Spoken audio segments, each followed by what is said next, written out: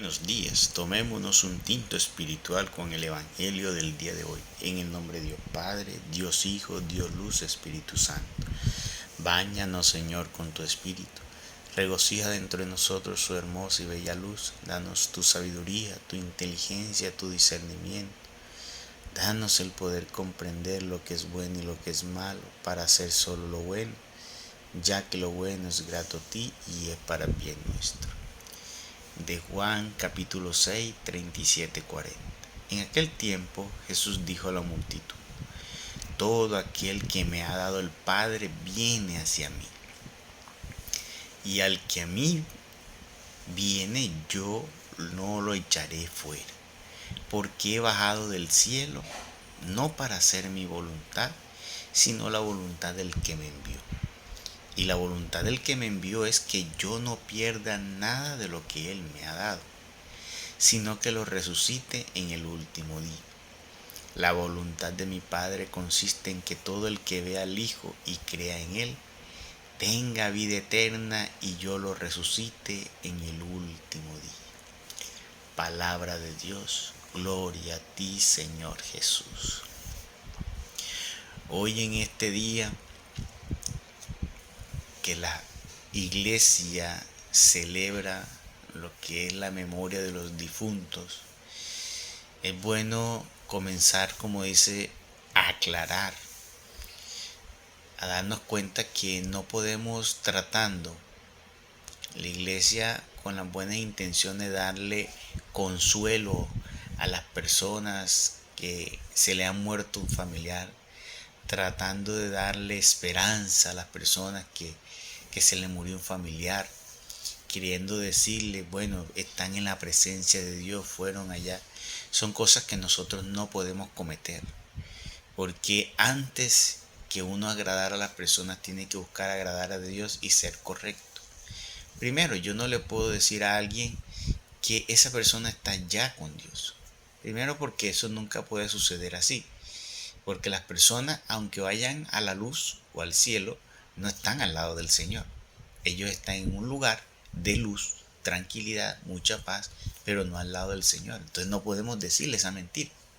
Entonces muchas veces le dicen para contentar a la persona, como para tenerla tranquila. Tranquila, Él está con el Señor, en el regocijo del Señor, está al lado del Señor, y eso es falso. No podemos mentir con respecto a eso. 2.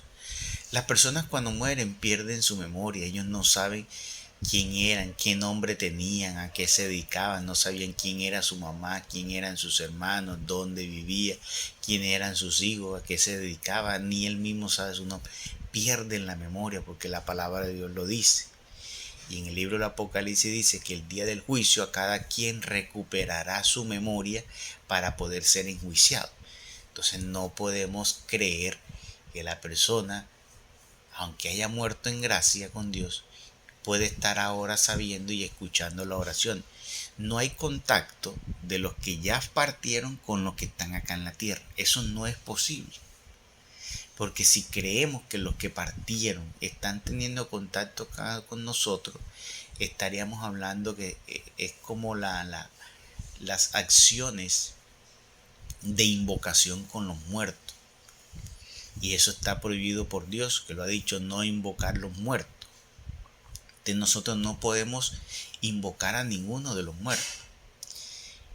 Y cada quien, el Señor dio su vida y entregó su vida para que cada quien, por ese sacrificio, y dice la palabra de Dios, por ese único sacrificio, ojo a eso, único sacrificio, todos creyendo en ese único sacrificio fuéramos salvos y pudiéramos estar en la presencia de Dios y pudiéramos, como dice aquí el Señor, presentarlo al Padre en el último día.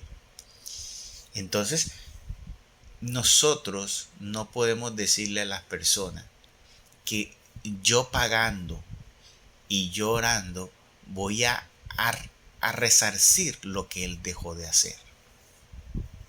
Porque para yo poder heredar el reino de los cielos tengo que creer verdaderamente en mi corazón, proclamándolo con mis labios, y vivir una vida de obediencia a Dios, de entrega a Dios para yo poder heredar el reino de los cielos.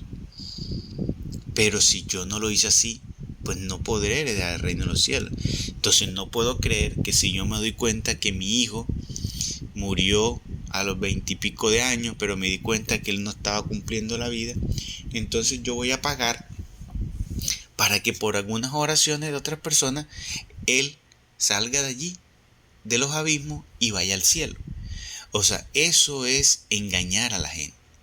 Eso es ponerle un chupo a una persona para tenerlo engañado. Y uno tiene que ser muy coherente con la palabra de Dios y creer. En el libro de Hebreos dice, uno fue el único sacrificio, no hay más sacrificio por nuestros pecados.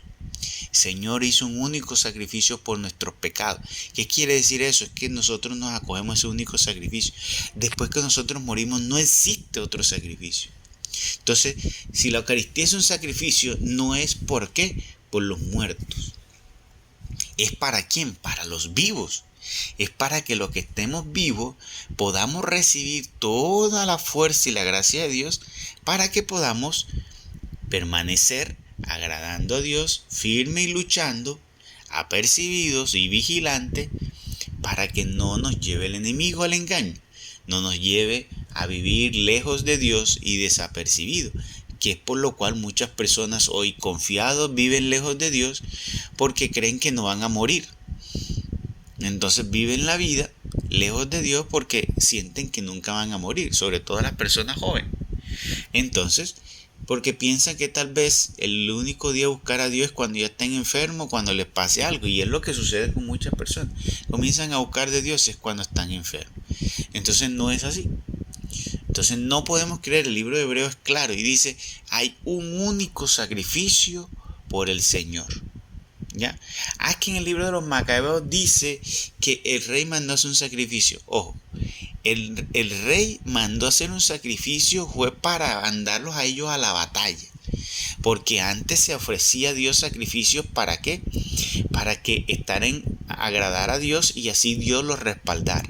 ¿Qué pasó? El rey mandó hacer un sacrificio, sí señor, porque estaban en batalla para que Dios los respaldara. Él mandó hacer un sacrificio y resulta que perdieron la guerra.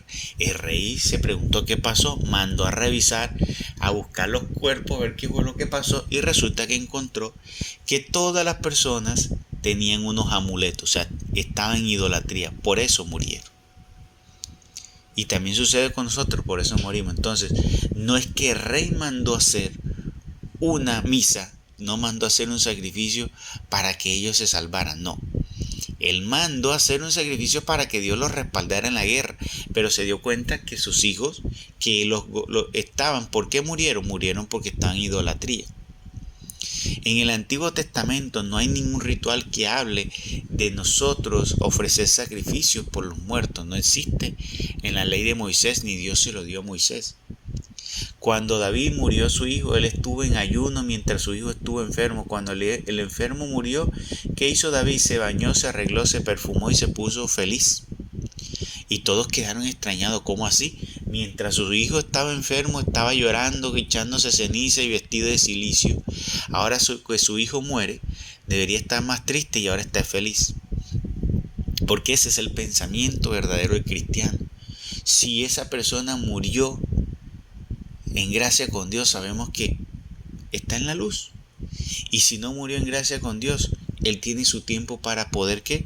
Estar allí, porque la palabra de Dios dice que estarán allí el tiempo que sea necesario hasta que pague lo último.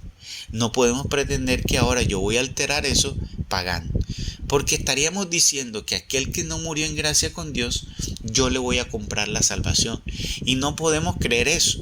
Entonces la iglesia creó eso para consolar a aquellos que esperan un consuelo y les ponen a hacer misas por ello. Entonces no esperen ustedes que la Eucaristía en realidad les va a ayudar a sacar a las personas de esos lugares. Es por su vida, es por su fe y por sus obras. Cada quien seremos juzgados según nuestra vida, según nuestra fe, no por la oración de los otros. Déjame en tu comentario qué piensas sobre esto de orar por los muertos. Gloria al Padre, gloria al Hijo y gloria al Espíritu Santo.